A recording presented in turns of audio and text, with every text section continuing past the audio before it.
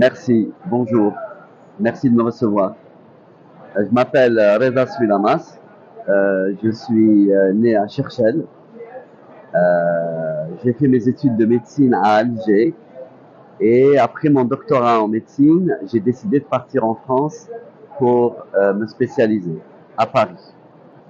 J'ai fait une spécialité de chirurgie viscérale et thoracique dans les hôpitaux de Paris et où j'ai reçu le diplôme donc de chirurgien thoracique, c'est-à-dire dans le poumon. Euh, Ensuite, je me suis spécialisé dans la greffe pulmonaire, zeraat al-ria, comme on dit, et j'ai été à un moment donné chirurgien des hôpitaux de Paris. Je suis le premier Algérien à avoir été nommé à ce titre, à ce poste de chirurgien des hôpitaux de Paris. Et ensuite, après plusieurs années d'exercice, j'ai décidé de partir, de quitter la France et de partir à l'étranger. Je vous ferai le détail, si vous voulez, de mon parcours. Donc, je suis parti à l'hôpital universitaire Erasme à Bruxelles, où j'ai occupé le poste de professeur et chef de service des greffes pulmonaires. Et ensuite, les Américains m'ont fait une proposition pour aller travailler dans une grande fondation qui s'appelle la Cleveland Clinic. Et nous sommes partis ensuite ouvrir le premier hôpital nord-américain en dehors des États-Unis. Ça s'appelle Cleveland Clinic Abu Dhabi. Là, c'est un nouvel hôpital flambant neuf et nous étions plusieurs équipes venues des États-Unis pour développer des programmes médicaux, chirurgicaux. On a beaucoup travaillé sur beaucoup de maladies. Et au bout de 3 ans, après 3 ans d'ouverture, j'ai réalisé la première greffe pulmonaire du pays. Et ensuite, c'est allé de plus en plus. On est devenu un centre reconnu de greffe d'organes. On faisait le poumon, c'est moi qui étais en charge. Une autre équipe faisait le cœur, une autre équipe le foie et une autre équipe le rein. Ensuite, après plusieurs années d'exercice, j'ai été nommé à un poste de Chief Medical Officer, c'est une sorte de médecin-chef, dans un hôpital anglais, King's College Hospital, qui venait d'ouvrir à Dubaï. Voilà. Maintenant, pourquoi je suis ici aujourd'hui, c'est parce que j'ai décidé d'écrire un livre qui s'appelle La couleur du bistouri.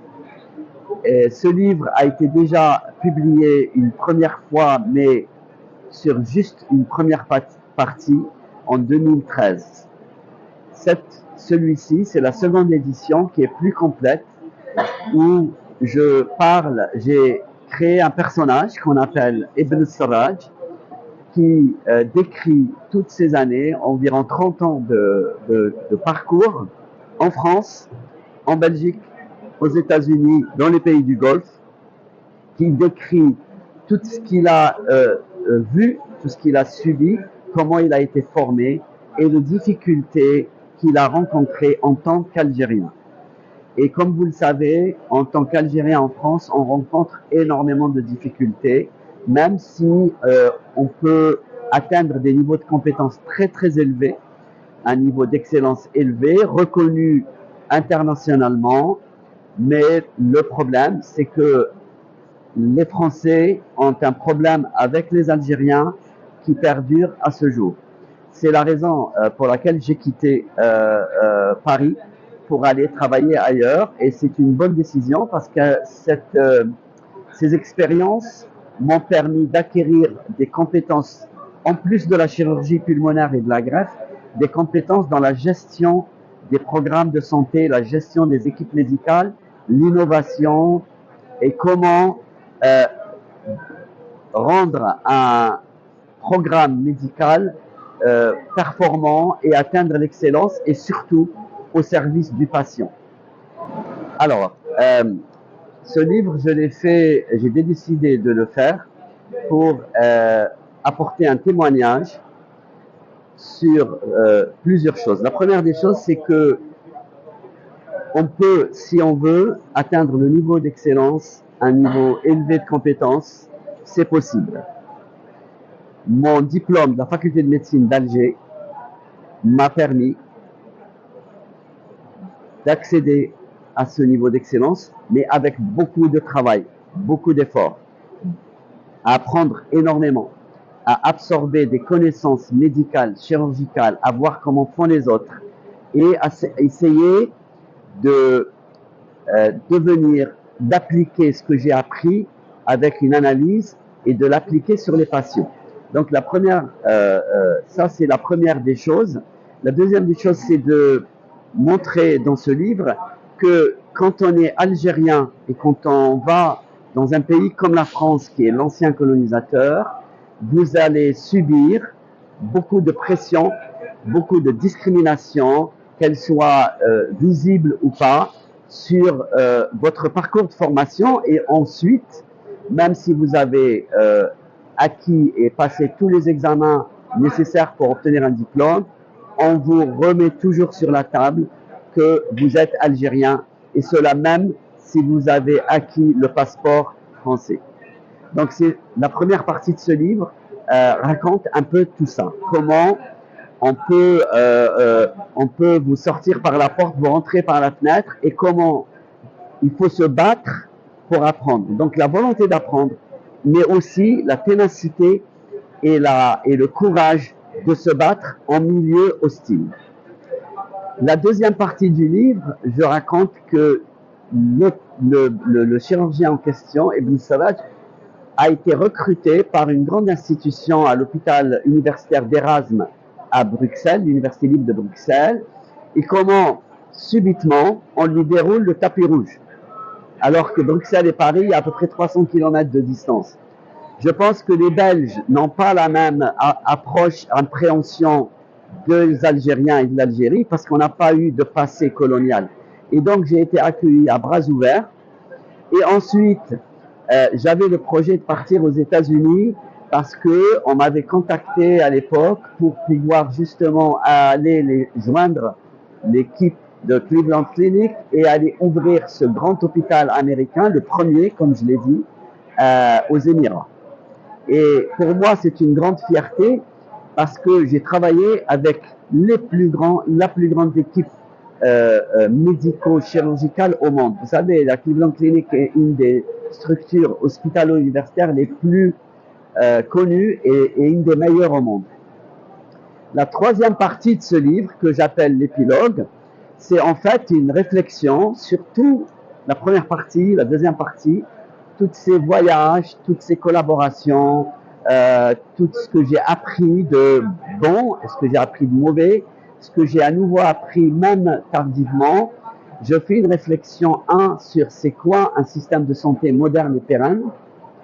Je fais aussi une approche sur le fait que en Algérie, il est possible de développer un tel programme si on tient compte des critères qui sont décrits dans le livre, à savoir la médecine centrée sur le patient, c'est-à-dire la principale occupation, le sujet de l'équipe médicale, c'est le patient. Le patient est notre patron. Le patient, on est là pour le servir. La deuxième chose, c'est que maintenant, la médecine est devenue tellement, il y a tellement de connaissances, il y a tellement d'avancées, d'innovations.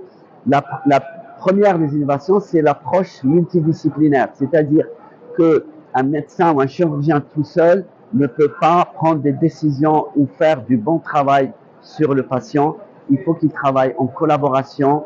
Moi, dans mon domaine, c'est les pneumologues, les radiologues, les anesthésistes, les réanimateurs, et on travaille en équipe. Maintenant, les décisions sont multidisciplinaires. Ça a été démontré que la qualité du traitement qu'on donne aux patients est la meilleure si elle est faite en multidisciplinaire. La troisième chose, c'est la formation médicale continue du personnel médical, qu'il soit médical ou paramédical, du personnel soignant. Cette formation médicale continue, elle est active, elle est vraie, et elle n'est pas juste aller à un congrès de temps en temps pour regarder ce qui se fait ailleurs. C'est de se maintenir continuellement en formation pour être performant de manière continue et quotidienne. Cela s'applique aux aînés, mais ça s'applique aussi aux jeunes, parce que c'est les jeunes médecins qui vont faire la médecine de demain. Si ces jeunes médecins sont bien formés, sont bien entourés, sont encouragés, ils feront la relève de demain. La quatrième chose, c'est le contrôle qualité des équipes médicales et des hôpitaux par un organisme indépendant qui, par exemple, une fois par an, vient visiter l'hôpital, visiter les équipes, vérifier les dossiers et de donner une note à l'hôpital, à l'équipe, et de voir ce qui est bon et ce qui est à améliorer. C'est fondamental parce que si on veut être à un niveau d'excellence, on doit être évalué par quelqu'un d'extérieur. Tout ce que je viens de vous décrire sur c'est quoi un programme de santé, c'est quoi une équipe multidisciplinaire, c'est quoi l'approche centrée sur le patient, ces principes peuvent être appliqués en Algérie, dans les hôpitaux algériens, et il faut qu'il y ait une prise de conscience et une formation continue, non seulement en médecine, mais comment approcher le patient. Parce que c'est ça qui fait la différence. Le patient n'est pas un robot ou un objet, c'est un être humain qui vient pour avoir des soins et une protection dans un milieu médical ou chez les médecins. Et donc, si on prend soin du patient, le patient est rapidement traité, guéri, il pourra revenir dans sa famille, il pourra revenir dans son travail, et c'est la clé de voûte, c'est le noyau du bonheur d'une société, d'avoir des patients qui sont rapidement pris en charge en bonne santé. Je suis certain, je suis convaincu que le potentiel algérien, que la jeunesse médicale algérienne a tout ce qu'il faut pour réussir. Mais c'est un challenge, il faut beaucoup d'efforts, il faut beaucoup de travail. Mais si on revient à ce qu'on dit, nous, patient first, le patient d'abord, tout cela peut se faire. Alors, la question, c'est vrai, est-ce que c'est faisable en Algérie? La réponse est oui. Il faudrait, ça prend du temps, il faudrait aller pas à pas et, par exemple, développer des centres d'excellence où il y a des personnes algériennes, locales, qui font ce travail et qui pourront être aidées par des gens qui viennent de l'extérieur. Et par là, je veux parler de la diaspora médicale algérienne. On sait très bien, je ne parle pas de moi-même, mais j'ai beaucoup de collègues et d'amis qui ont fait des parcours d'excellence, que ce soit aux États-Unis, en Angleterre et en Europe, et que la France devient quelque chose de parallèle, d'arbitraire. Il faut que l'Algérie et les Algériens regardent ailleurs qu'en France.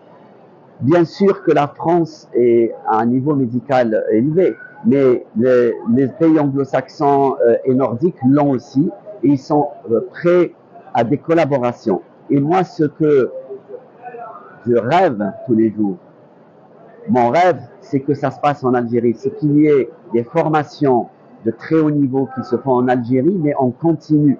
C'est pas venir une semaine et ensuite il n'y a plus rien. C'est d'avoir une sorte de coaching qui est fait par des médecins algériens de la diaspora qui viennent partager leur expérience en toute humilité, avec tout le respect que nous devons à nos collègues algériens, mais il est nécessaire parce que la médecine n'est pas une science infuse. On apprend tous les jours, il y a des découvertes tous les jours. Et si on est à jour et on applique ces découvertes en équipe, nous pourrons réussir. Donc, voilà, ce sont des pistes, mais je tends la main aussi vers les équipes algériennes et je serai heureux que mon expérience soit bénéfique au maximum et surtout aux jeunes médecins. Vous m'aviez posé la question de savoir si j'ai été contacté ou non par des autorités sanitaires algériennes, médicales, universitaires. La réponse est malheureusement non. J'ai eu quelques projets, j'ai proposé des projets qui sont restées lettres mortes. C'était il y a 2 ans, 3 ans. Aujourd'hui, encore une fois, je le dis, je suis disponible pour l'Algérie. J'ai pris une année ou deux sabbatique pour que je puisse consacrer plus de temps à l'Algérie et je suis ouvert à toutes les propositions qu'on pourrait me faire. Mais encore une fois, en tout bien, tout honneur, avec tout le respect qu'on doit aux médecins algériens et aux patients algériens. Ce petit livre très modeste est paru dans les éditions Shihab, que je remercie au passage parce qu'on a eu une excellente collaboration. On a pu le structurer, l'écrire. Donc il est disponible aussi là et il sera disponible dans les librairies et dans les sites de vente en Algérie. Donc bonne lecture et merci pour votre attention.